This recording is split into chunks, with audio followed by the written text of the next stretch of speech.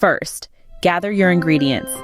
You'll need 8 large flour tortillas, 2 cups of fresh spinach, 1 cup of thinly sliced mushrooms, 2 cups of shredded cheese, a thinly sliced onion, 2 minced garlic cloves, 2 tablespoons of olive oil, and salt and pepper to taste.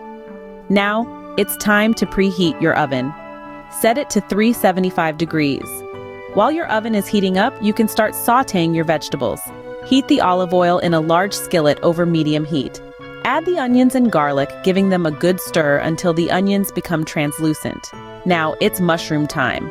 Add those in and let them cook until they're soft and slightly browned. Lastly, toss in the spinach and cook it just until it wilts.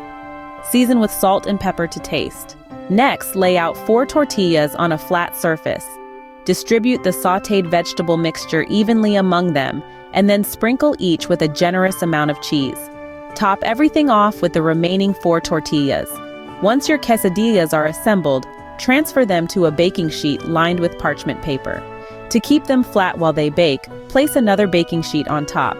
Bake in your preheated oven for about 10 to 15 minutes, or until the tortillas are crispy and the cheese has melted. Remove your spinach and mushroom quesadilla. Bake from the oven and let them cool slightly before dividing each quesadilla into quarters. Please let me know in the comments below how this recipe turned out for you. As always, the recipe is in the description. Don't forget to subscribe and help Magnolia Moon reach 1,000 subscribers.